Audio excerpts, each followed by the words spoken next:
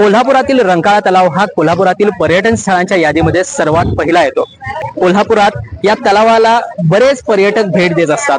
बरेच जण या ठिकाणी निसर्गरम्य पर्यटन अनुभवायला येत असतात, तर बरेच जण मनाला शांतता लाभावी यासाठी या ठिकाणी येत असतात। याच सगळ्या तलावाची आपण माहिती या व्हिडिओच्या माध्यमातून जाणून घेणार आहोत।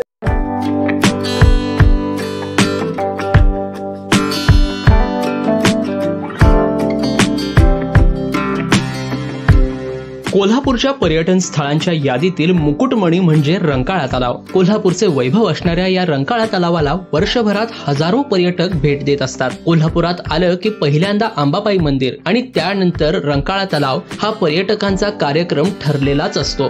कोल्हापूर शहरात असलेल्या करवीर निवासिनी श्री अंबाबाई देवीच्या मंदिराच्या पश्चिम दिशेला हा रंकाळा तलाव आहे। सकाळी मॉर्निंग वॉकला येणाऱ्यांपासून ते रात्री शतपावली करायला येणाऱ्यांपर्यंत प्रत्येकाला हा रंकाळा आपलासा वाटतो।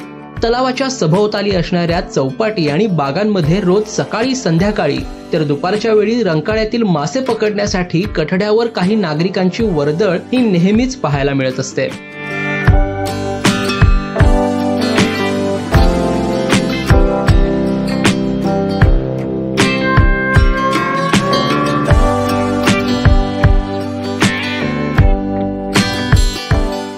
श्री करवीर महात्म्य या प्राचीन ग्रंथातील उल्लेखानुसार अंबाबाई देवीनेच लोकांसाठी या जलाशयाची निर्मिती केली होती। मंदिराची मूळ वास्तू या रंकाळ्यातीलच दगडांनी बांधली गेली असल्याचे सांगितले जाते। तर रंकाळ्याच्या काठावर असलेल्या रंकभैरवाच्या नावावरूनच या जलाशयाला रंकतीर्थ हे नाव पडले। प्राचीन स्थळकोशात या तलावाचे नाव रंकालय असे होते। पुढे याचेच नाव रंकाळा असे बनले। पुढे संस्थान काळात कोल्हापूरच्या राजघराण्याकडून इतर अनेक वास्तूंप्रमाणेच रंकाळ्याची देखील बांधणी शास्त्रशुद्ध पद्धतीने केली गेली।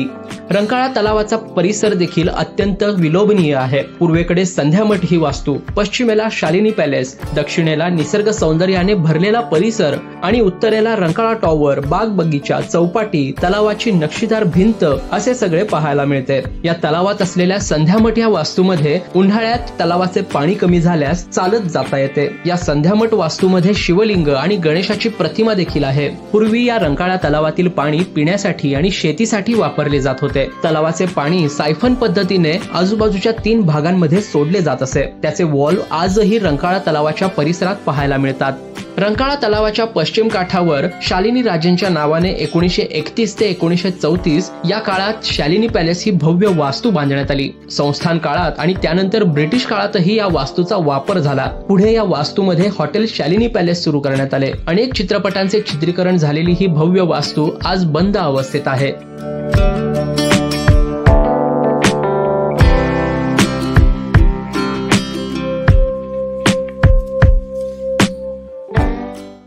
सध्या पर्यटनाच्या दृष्टीने रंकाळ्याचा परिसर हा सुशोभित करण्यात आलाय। तलावामध्ये बोटिंगची व्यवस्था देखील पाहायला मिळते। तर तलावाच्या बाजूने असलेल्या पदपथ आणि त्याचबरोबर बाग बगीच्यांमध्ये फिरण्यासाठी अनेक पर्यटक या ठिकाणी येत असतात। रंकाळ्याचा संबंध कोल्हापुरातील प्रत्येक घटनेशी येत असतो।